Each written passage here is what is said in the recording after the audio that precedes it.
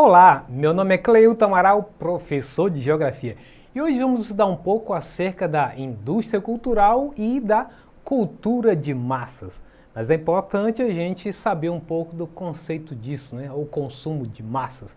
Na verdade, todos os dois termos que vamos usar, eles conduzem para o mesmo lugar, que é exatamente a sociedade de consumo, que é uma outra fonte de pesquisa que se usa para entender a sociedade de consumo, quais as consequências que ela traz, seja para o meio ambiente ou até mesmo para a própria pessoa, que a gente não pode descartar, digamos assim, os efeitos negativos que tem para uma sociedade de consumo que compra de tudo, seja para bens de consumo duráveis, como para bens de consumo não duráveis, que muitos deles são mais venenos para o organismo do que própria solução para resolver a questão da fome.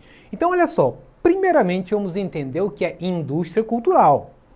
Precisamos entender que cultura é tudo o que o homem produz, quer no sentido material, seja utensílios, objetos, vestimentas, técnicas, habitações, ou no sentido espiritual também, filosofia, ciência, arte, letras e as crenças.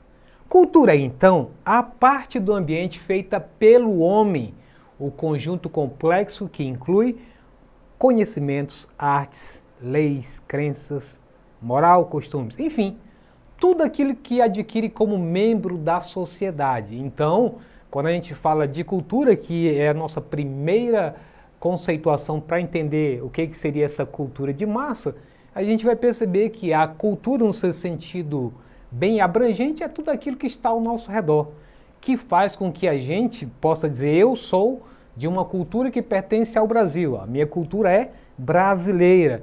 Então, quais são os elementos que compõem essa cultura?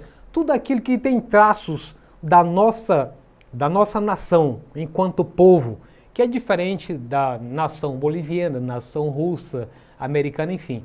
Então, todas as características que estão próximas a nós, o modo de se vestir, modo de se alimentar, modo de falar, as nossas crenças religiosas, que tipo de crenças são as nossas, né?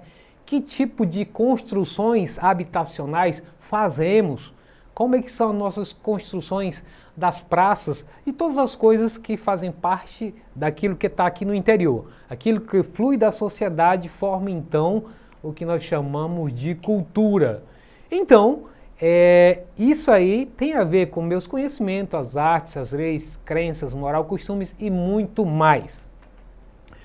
Com o intuito de influenciar, transformar hábitos, educar, informar, criar outra visão de mundo e com a intenção de atingir a sociedade como um todo para o consumo, a indústria cultural surge como a ovelha negra da Revolução Industrial no século XVIII, que criou uma economia de consumo de bens e que passou a reger a sociedade com a lei de troca, produtos substituídos por moedas, e essa substituição de produtos se intensificaram no século XIX.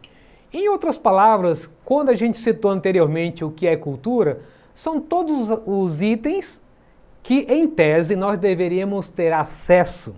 São bens materiais ou imateriais que a gente deveria, em tese, ter acesso.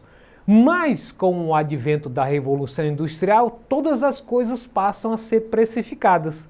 Para você ter acesso aos bens, você precisa pagar. Então, não necessariamente o desejo interior que você tem de assistir um teatro ou uma orquestra sinfônica, isso pode se realizar de fato, porque você não tem o dinheiro para participar desse bem que faz parte da indústria cultural. Então, a indústria cultural nada mais é a indústria transformar os bens em mercadoria. Então, isso é indústria cultural. E mais na frente nós vamos ver exatamente o consumo de massa, que tem a ver com o excesso desse consumo baseado no que a indústria cultural produz e quer que a gente adote esses costumes que são difundidos na televisão, na internet, no rádio, nos vários meios de comunicações, para que a gente possa ser um mero consumidor, trabalhar para consumir e voltar a trabalhar para consumir de novo. Muito bem, E aí tem uma imagem muito interessante dessa forma de transformar a sociedade muito alienada ou presa aos interesses capitalistas, né? Que elas vêm se arrastando do século XVIII e se acentuando cada vez mais. Então nós vemos uma imagem aí de uma família assistindo o BBB, numas condições precárias, né? Gotejando a casa, tendo que ficar acima do sofá para poder garantir o quê? Saber quem será o eliminado nesse BBB. Ou seja, quem não já parou para essa fase e diz assim, hoje eu tenho que ver quem vai ser eliminado. Tomara que seja o fulano, porque eu odeio aquele camarada ou aquela fulana, né? Então, isso aí é uma realidade muito presente na vida do brasileiro, mas que tem a ver com essa economia de consumo de bens culturais, produzido pela indústria cultural. Muito bem. Agora, quais são as características da indústria cultural? Com o fortalecimento do capitalismo, cada vez mais as empresas divulgam artes que fossem adequadas, olha o detalhe, artes adequadas, não aquela arte livre que você pode então manifestar, expressar da sua maneira, para que aquilo que está dentro da sua alma possa ser exposto para as pessoas, seja ela pela uma pintura, seja ela pelo um teatro, pela televisão, mas uma adequação para aquilo que vem aos anseios da população. Então isso explica porque muitas das vezes determinados tipos de programas eles não fazem sucesso, nem na rádio, nem na televisão, porque ele não atende aquilo que a sociedade ela tem uma afinidade maior.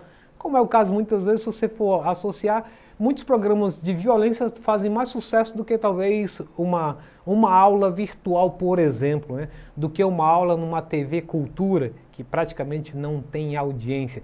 Então isso é um fator que vai ser explicado pelas características da sociedade. Qual é o fundamento da sociedade, seja político, fundamento educacional, que leva ela a fazer esse tipo de escolha. Mas é só uma questão do Brasil? Não.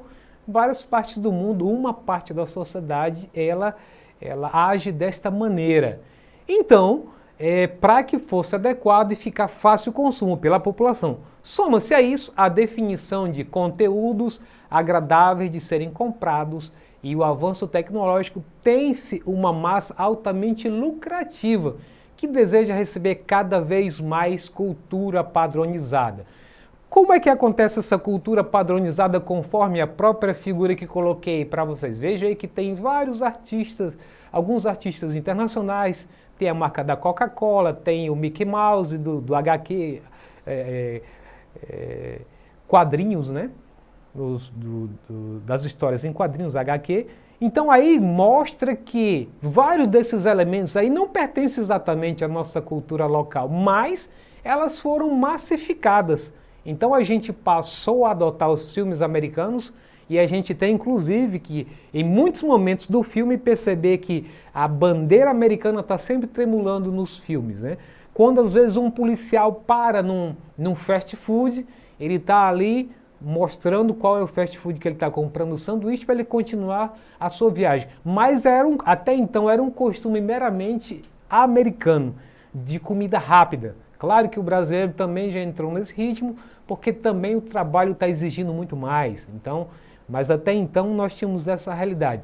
As roupas são copiadas desses países que são os países dominantes. Então mostra que até os desenhos que assistimos, os filmes, todos eles têm uma origem estrangeira. Então isso é fazer com que a arte seja massificada em benefício da reprodução do capitalismo. Então ele vai dizer que tem que ser um consumo fácil e que seja altamente lucrativo. Quais as características dessa indústria cultural na sequência? Essa indústria cultural tem como produções massificadas, aquelas que elas têm que fazer sucesso para que todo mundo, praticamente de forma padrão, possa acompanhar o mesmo conteúdo. Então quando a gente vê o caso, por exemplo, das músicas que tocam Às vezes você acha elas um chiclete, uma música chata, mas ela pega como chiclete e todo mundo passa a ouvir aquela música. Se tem um filme que vai ser lançado e que no mundo inteiro está fazendo um grande sucesso, você, por mais que você nem estava muito afim, nem estava pensando em assistir esse filme, mas como o mundo inteiro está assistindo, está batendo recorde de bilheteria, então você também quer entrar na onda. E isso faz parte então desse processo de produções massificadas para atender uma massa que segue junto com essas produções em grande escala. Então, as camadas mais populares poderiam, a partir disso, então, conhecer quadros, filmes, obras e músicas. Não necessariamente que elas passam a ter o contato material, o contato presencial, palpável, mas elas passam a ter pelo menos o contato, né, visual, pela televisão, pela internet, por rádio, e de alguma maneira elas passam a ter conhecimento desse tipo de material cultural, de certa forma erudita, que antes não tinham acesso. E aí nós temos um quadro bem interessante que vai mostrar como é que a sociedade,